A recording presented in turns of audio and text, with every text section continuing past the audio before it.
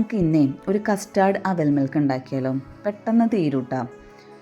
ഇതിൽ പഞ്ചസാര ആഡ് ചെയ്തില്ലെങ്കിൽ നമുക്ക് ഹെൽത്തി സ്മൂത്തി ആയിട്ട് നമുക്കത് ഉപയോഗിക്കാം. ഇത് കുട്ടികൾക്ക് ഉണ്ടാക്കണ കാരണം ഞാൻ കുറച്ച് പഞ്ചസാരയൊക്കെ ഇട്ടിട്ടാണ് ഉണ്ടാക്കിയിരിക്കുന്നത്. അപ്പോൾ ഇതിനായിട്ട് ഞാനൊരു പാൻ അടുപ്പത്ത് വെച്ചിട്ടുണ്ട്. നന്നായി ചൂടാകുമ്പോൾ നമുക്ക് കുറച്ച് അവൽ, ഞാൻ വെള്ള അവൽ എടുത്താണ്, നമുക്ക് ഏത് അവൽ വേണമെങ്കിലും എടുക്കാം. അത് നന്നായിട്ടൊന്ന് ഡ്രൈ റോസ്റ്റ് ചെയ്യാം. ഒന്ന് റോസ്റ്റായി വരുമ്പോൾ നമ്മളതിലേക്ക് കുറച്ച് നെയ്യ് ആഡ് ചെയ്ത് കൊടുക്കാം. നെയ്യും കൂടി ഇട്ടിട്ട് ഒന്ന് നല്ല ക്രിസ്പി ആവണ വരെ നമുക്കൊന്ന് റോസ്റ്റ് ചെയ്തെടുക്കണം. അതവിടെ മാറ്റി വയ്ക്കാം.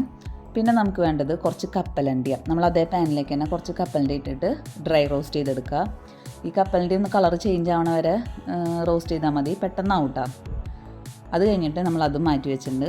പിന്നെ അതേ പാനിലേക്ക് തന്നെ നമുക്ക് ആവശ്യമുള്ള അത്ര അളവിൽ പാലെടുക്കാം. അതിലേക്ക് കുറച്ച് പഞ്ചസാരയും ചേർത്തിട്ട് നന്നായിട്ട് ഇളക്കി കൊടുക്കാം.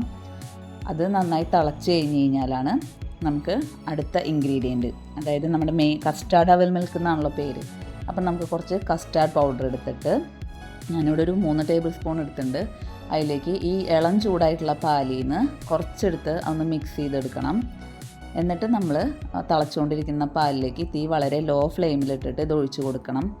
ശരിക്കും പറഞ്ഞാൽ ഒഴിച്ചു കൊടുക്കുമ്പോൾ അത് കട്ട പിടിക്കാതെ നോക്കണം. കുറേശ്ശെ വേണം ഒഴിച്ചു കൊടുത്ത് ഇളക്കിക്കൊണ്ട് വേണം ഒഴിച്ചു കൊടുക്കാൻ. പക്ഷേ ഞാനത് ഒരുമിച്ചിട്ട കാരണം ചെറുതായിട്ട് കട്ടകളൊക്കെ വന്നിട്ടുണ്ട്. അങ്ങനെ കട്ട പിടിക്കാൻ തോന്നിക്കഴിഞ്ഞാൽ നമ്മളത് ഇളക്കി കൊടുക്കുമ്പോൾ ശരിയാവും. എന്നിട്ടും ശരിയായില്ലെങ്കിൽ നമ്മളൊന്ന് ചൂടാറി കഴിഞ്ഞ് കഴിഞ്ഞാൽ ഇത് മിക്സിയിലൊന്ന് അടിച്ച് കഴിഞ്ഞ് കഴിഞ്ഞാൽ നല്ല സ്മൂത്തായിട്ടുള്ള ഇതായിട്ട് കിട്ടും നമുക്ക്.